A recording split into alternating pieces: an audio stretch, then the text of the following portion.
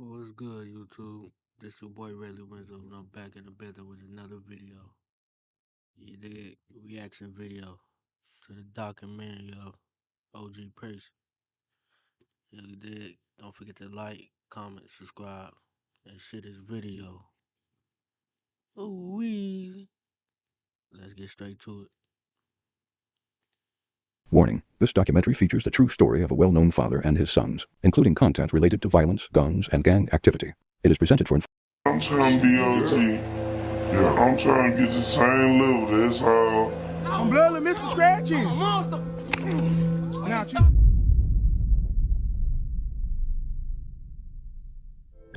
OG Percy, show no mercy Demerson, born in Midland, Texas, raised in Fort Worth, Texas.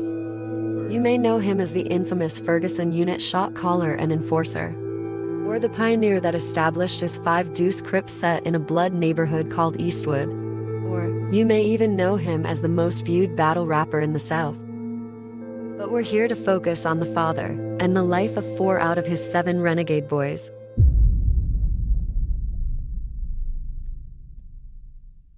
Little Percy, shot free my son, little Percy. Free little Percy. Yeah, everything. My baby, he was raised like that. Yeah. You dig what I'm saying? He raised around the pistols. He raised when I was coming out there and I'll pop off on a nigga. You dig what I'm saying? Yeah, just like that, on some fucked up shit. And he'll see it, but then little Percy on the south side with his mom. Shout out to his mama, yo, man. What's up, baby? My words right now, but she was a Cripette, and I was a Crip. Yeah. Yeah, she was a real Cripette. You dig what I'm saying? She rolled with me everywhere I fucking go. Percy having Percy Jr. in his 20s meant that he was one of the only children to grow up in the hood with Percy. With his dad being a Eastwood Crip and his mom formerly being a South Side Crip, he was truly raised to be a gangster. Little Percy had to go through it. He was going through it at a young age. You dig what I'm saying? Right. Little Percy got shot at a young age. He got shot. Yeah, he been shot before. And he did a lot of goddamn shooting. As a child, he would grow up alongside the prime of Percy's gang banging, absorbing it all. He would grow up to be a product of his environment, going in and out of jail during his teens before the prison sentence he's serving now. But not Nizzle, Pooh, he had it down.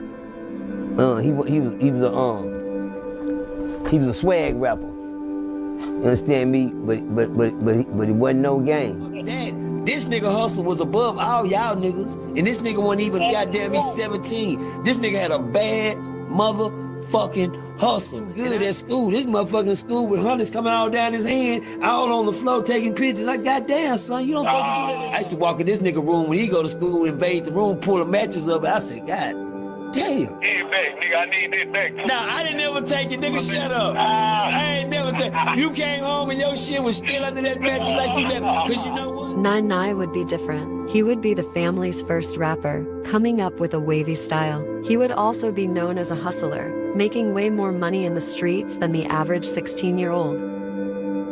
That boy was on. Make a long story short, he got took fast by some gangsters in the street. Not on no death shit, but streetwise, and somebody played him out of pocket, and he ended up getting time for, you know. But he one of the last real niggas left.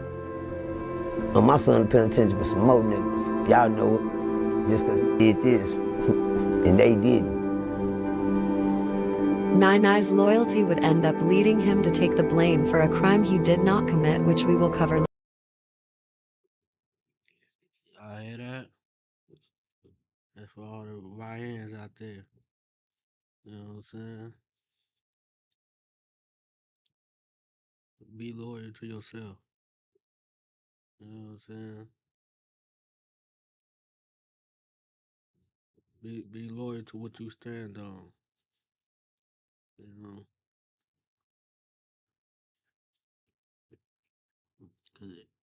Cause in due time, everybody show their hand. Ooh wee. The insane demon nigga, Presley. I just wish I need to talk to him because I want to know what he going through. I want to know he ain't just out there stepping for no reason. He ain't out there acting. That's him. Daddy, you know, that's Presley. That's how Presley act. That's how he is. But You don't just get a name like Insane for just any reason. He was known as the muscle of Crowley-based Click Before B, who will be covered later. drop, real. I'm still, nigga, on phone, nigga. threats. I'm bloodless, Miss. Like he out there, beating shit. You know what Scratching. I'm a monster. Now, I thought you was that gang, nigga. I thought you was. During his run on the streets, he would be arguably one of the most active gang members in the city, with numerous shootings and robberies attached to his name. Influenced by your dad with the music shit, you know what I'm saying? I was influenced a lot. A lot. And it's crazy because I'm making 300,000 views off of something I just did on the phone. Bro, I used to watch the rap battles all day. Just trying to get to the same level. Yeah. The same level. And last but not least, Fort Worth legend PMG God. Being influenced by his father, he would start by recording raps off of his phone, putting up millions of views. Every time they looked up where Daddy was coming home, or Daddy was going back. Right. I need to start dropping the music off my phone. They didn't sit in the car and watch me, especially these two right here. Yeah. They didn't watch me in action. They didn't watch the law pull me over and I take off on and take off on. The next time we got pulled over, me, you, and Papa, what we do? Same thing. Take off, nigga. You hear me? I'm gone. Yeah. He would also be influenced by his older brothers in the streets, watching and learning everything firsthand.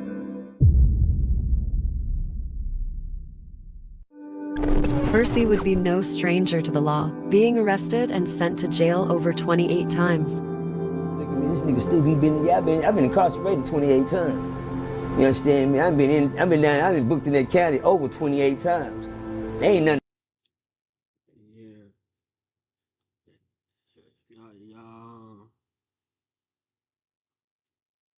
Y'all go check OG Percy out on YouTube. You know, he be getting real knowledge out. To brag on, you understand me? But that's how I know, I knew the rules to the game. With a crazy background like this, being an active gang member and going in and out of prison, he would not be able to work a regular job like the average American father. Instead, roles were reversed and he would be a stay-at-home dad, while the mother of his children would do the working. I raised all my boys, I raised all my kids. I wasn't never.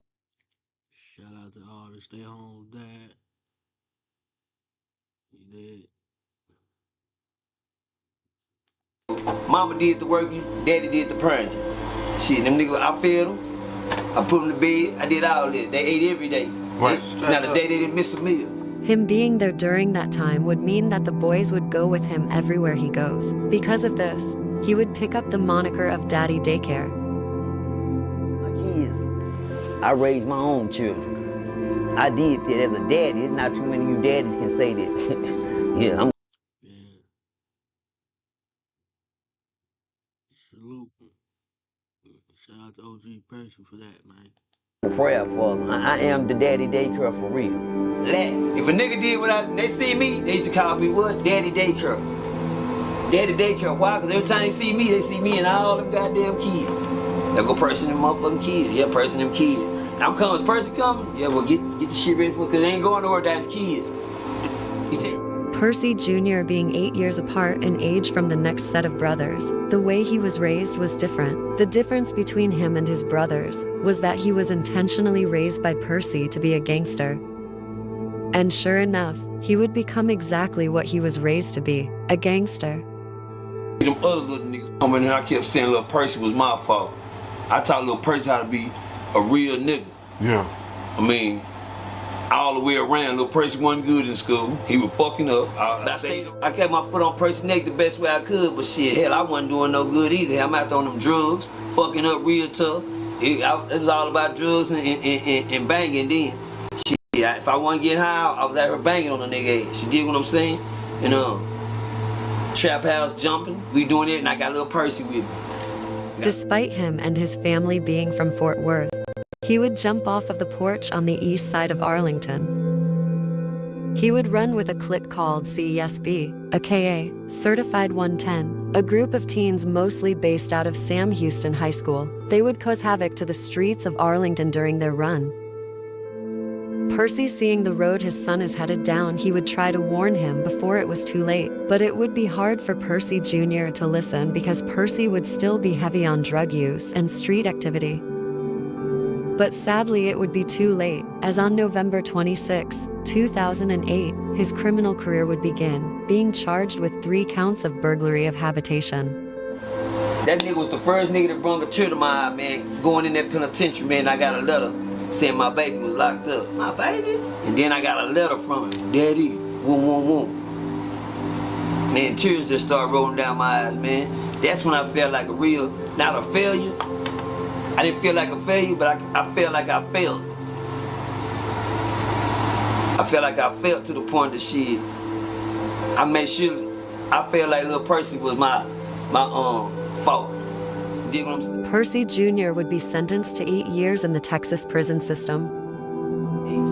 Some told me right then I had to start getting it together because I got 5 more little boys at the house. I got damn, I can't see them. And it always came to my head, I don't want to see them other little niggas coming in. I kept saying little Percy was my fault. That nigga was the real reason, man. You know what I'm saying? That I really started trying to get it together for the next 5. And if I raised them, see now I'm borderline. I'm thinking about raising them like little Percy. But then I kept saying, nah, I can't do it. Percy is now down 1 child. He would learn from his mistakes that he made with Percy Jr. and try to take a different approach with the rest of the boys. He would move the boys to the Fort Worth suburb of Crowley and introduce them into different hobbies such as rapping and sports to keep them out of trouble. Myself the other day, my son ain't never known what it feel like not to have nothing to eat. You know, we can see the ones that's going through poverty, going through hard times and struggling, coming up, mama this, daddy that, they ain't there, nobody there for them, and shit, I just gotta get it how I live, nigga. Well, my kids didn't never have to experience that before. It was time for them to open their eyes and see what was going on. I had Zoom, I had moved in.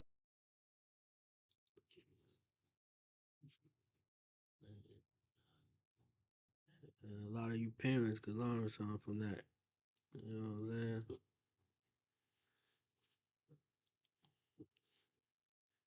Think a lot. You know what I'm saying? My kids ain't gotta go through what I went through. I went through it.